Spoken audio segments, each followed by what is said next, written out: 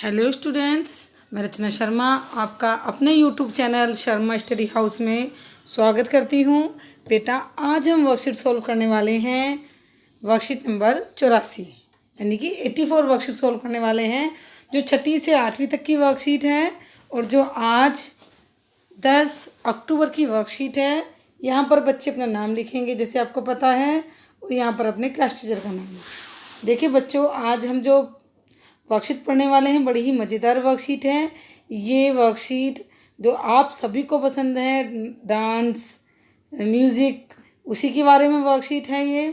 तो आज आइए हम पढ़ना शुरू करते हैं। कला जीवन का ऐसा तरीका है जो हमारे जीवन को सजाता और संवारता है। कला देखिए, कला किसी भी तरह की हो सकती है। वो कला में ड्राइंग भी आता है, आपका आर्ट भी आता है, डांस भी आता है, गाना भी आता है, बजाना भी आता है। सब कुछ कला के अंदर आता है। ये देखिए कुछ प्रमुख कलाएं हैं। चित्रकला, जो आप पेंटिंग करते हो वो चित्रकला। गायन यानी कि गाना। वादन यानी कि बजाना, बांसुरी बजाना, तबला बजाना। अभिनय यानी कि जो मूवीज़ में जो रोल कर जाते हैं, जो रोल प्ले होते हैं। अभिनय यानी कि नाटक जिन्हें बोलते हैं। आप मूवी देखते होंगे, सीरियल देखते होंगे, जो अभिनय करते हैं, वो जो उसमें जो चरित्र होते हैं वो जो करते हैं वो अभिनय। पाक कला, पाक यानी खाना, खाने की कला आदि को तो आप जानते ही हो। ये हमारे जीवन में जीवन और संस्कृति का अंग है। देखिए इन्हीं कलाओं से हमारी जीवन और हमारी संस्कृति जानी जाती है।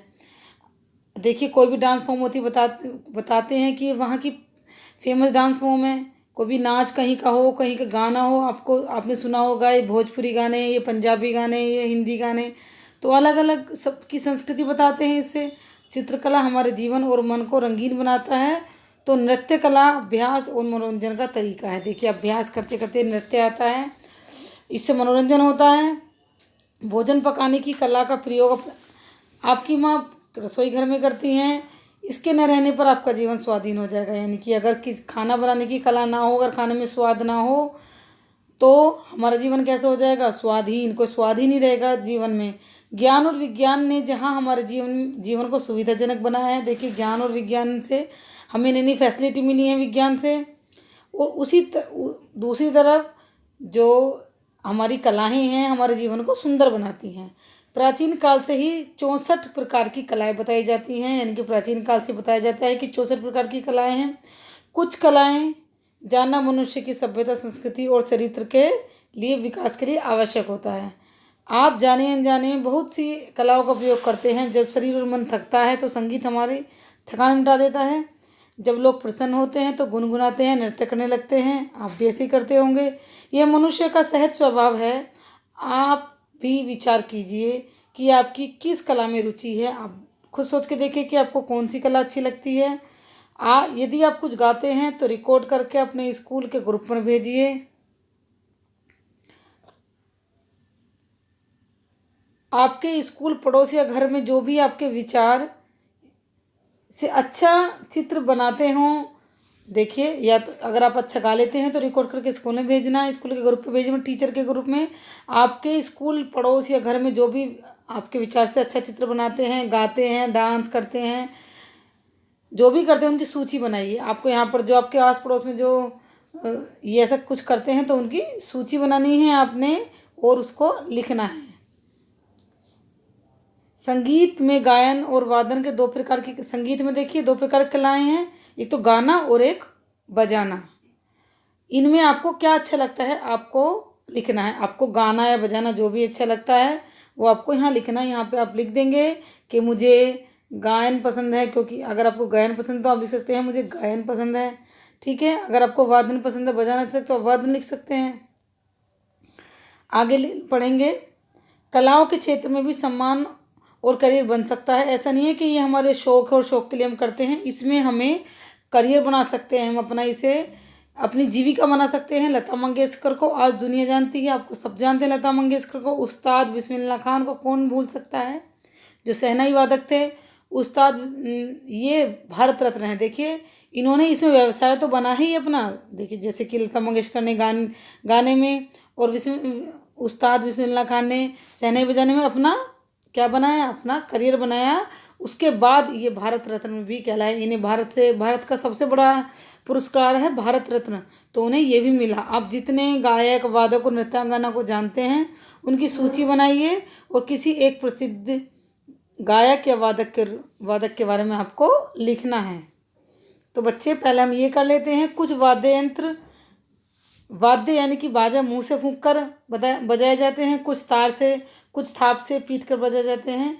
इन चित्रों के नाम आपको आगे लिखने हैं। देखिए कुछ तो मुंह से बजाते हैं, जैसे कि ये है हमारी, मुंह से बजा रहे हैं इसको, ये हमारी शहनाई, आपको इसको नाम लिखना है शहनाई। ये बांसुरी है, ये भी मुंह से फूंक कर बजाई जाती है, ये बांसुरी है। ये है सितार, ये देखो कैसे ये हाथ से बजाया जाता है, इनके तारों से, यानी कि ये ना कुछ तार से, तो ये तार से बजता है। ये वोयलन है, ये गिटार है, वोयलन नहीं गिटार है।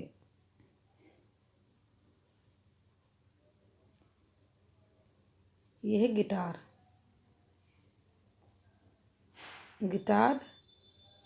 ये क्या है, पियानो,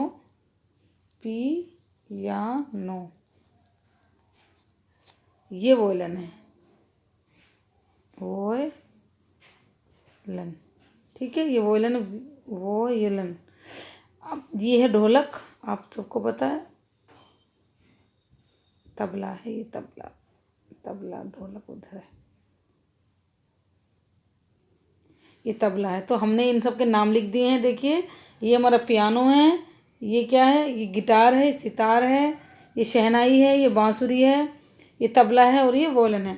आप इनके चित्र बना सकते हैं, तो चित्र बनाइए कॉपी में और इनके नाम लिखिएगा, आपको अच्छा लगेगा। और दूसरा क्वेश्चन हम कर लेते हैं कि आपको देखिए, आपको ये लिखना है कि कौन कौन किस किस क्षेत्र में, गायन के क्षेत्र में, और जो जिनके नाम जानते हैं हम उनको नाम लिखने हैं, जो गाने के क्षेत्र में, डांस के क्षेत्र में और वादन के क्षेत्र में फेमस हैं, उनको आपको नाम लिखना है। देखिए यहाँ पे लिखेंगे सबसे पहले वादन, जो यानी कि बजाने के, उसमें जो बजाने का क्षेत्र है, जो बांसुरी बजाना, सितार बजाना, गिटार बजाना, उसके लिए।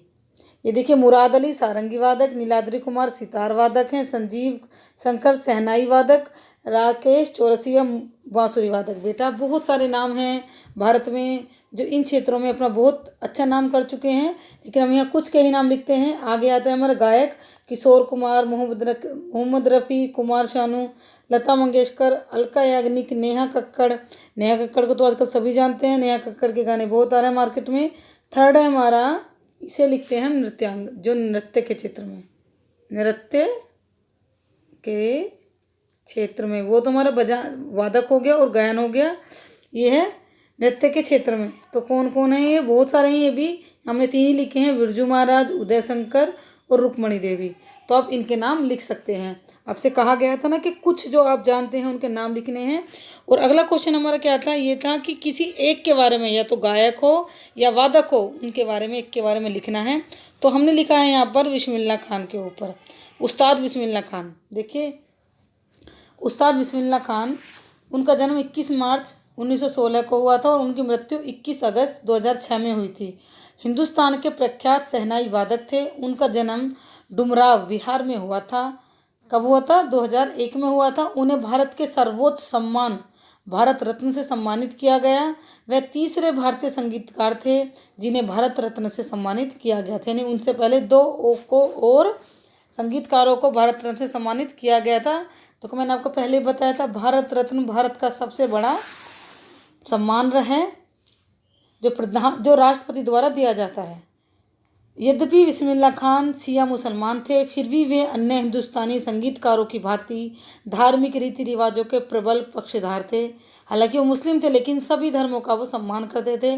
बाबा विश्वनाथ की नगरी के बिस्मिल्लाह खान एक अजीब किंतु अनुकरणीय अर्थ के धार्मिक थे। वे काशी के बाबा विश्वनाथ मंदिर जाते थे और शहनाई बजाते थे। देखिए मुस्लिम थे, लेकिन उसके बावजूद वे विश्वनाथ मंदिर जाकर शहनाई बजाते थे। इसके अलावा वे गंगा किनारे बैठकर घंटों रियाज करते थे। जबकि गंगा हिंदुओं की पवित्र नदी मानी गई है, लेकिन वो मुस्लिम होने के बावजूद भी गंगा नदी किनारे बैठकर घंटों अपना रियाजनी एक्सरसाइज की अपनी प्रैक्टिस किया करते थे। वह 5 बार के नमाजी थे। देखिए, पक्के मुसलमान थे, 5 बार नमाजी पढ़ते थे, हमेशा त्योहारों में बढ़ चढ़कर भाग लेते थे, पर रमजान के दौरान व्रत करते थे। बनारस छोड़ने के ख्याल से ही इस कारण व्यथित होते थे कि गंगा जी और काशी विश्वनाथ से दूर नहीं रह सकते। एक बार आपने जब इनके बारे में पढ़ोगे गहराई से, तो एक बार किसी ने इनको विदेश में बोला कि हम ऐसी ही नदी बहा देंगे आपके लिए, ऐसा ही वातावरण बना देंगे जैसे कि आप बनारस में, तो आप बनारस को छोड़कर यहीं बच्चों को पढ़ाना शुरू कर दो, बच्चों को संगीत सिखाना शुरू कर दो। लेकिन उन्होंने बोला कि आप सब कुछ ऐसा ही माहौल बना सकते हो, लेकिन क्या तुम मेरी गंगा को यहाँ पर ला सकते हो? मेरी गंगा नदी, मेरी पावन नदी को यहाँ पर ला सकते हो? तो इस बात से आप पहचान कर सकते हो कि वो कितने बड़े देशभक्त थे और कितना अपने देश से प्यार करते थे। वे जात पात को नहीं मानते थे, उनके लिए संगीत ही उनका धर्म था। उनके लिए कोई हिंदू, कोई मुस्लिम, कोई कुछ नहीं था, सिर्फ उनका धर्म क्या था? संगीत। वे सही मायने में हमारी साझी संस्कृति के सशक्त प्रतीक हैं। अगर हम देखें कि किस तरह से एक मुस्लिम होने के बाद भी वो हिंदुओं के मंदिर जाते थे, गंगा किनारे बैठते थे, तो इससे हम लगा सकते हैं वो कितने बड़े और कितने अच्छे, कितने पावन हृदय वाले इंसान थे। तो बेटा, आज की वर्कशीट हमारी ये ख़त्म होती है। हमने बिस्मिल्लाह खान के बारे में लिखा, हमने वो लिखा जिनके हम नाम जानते हैं, जो नृत्य के क्षेत्र में हैं, संगीत के क्षेत्र में हैं और गायन के क्षेत्र में हैं। तो बच्चों, आपको वर्कशीट पसंद आई होगी। आज की बड़ी इंटरेस्टिंग सी वर्कशीट है। तो बेटा, अगर आपको वीडियो पसंद आई हो तो वीडियो को लाइक कर देना और चैनल को सब्सक्राइब करना ना भूलें। Thank you.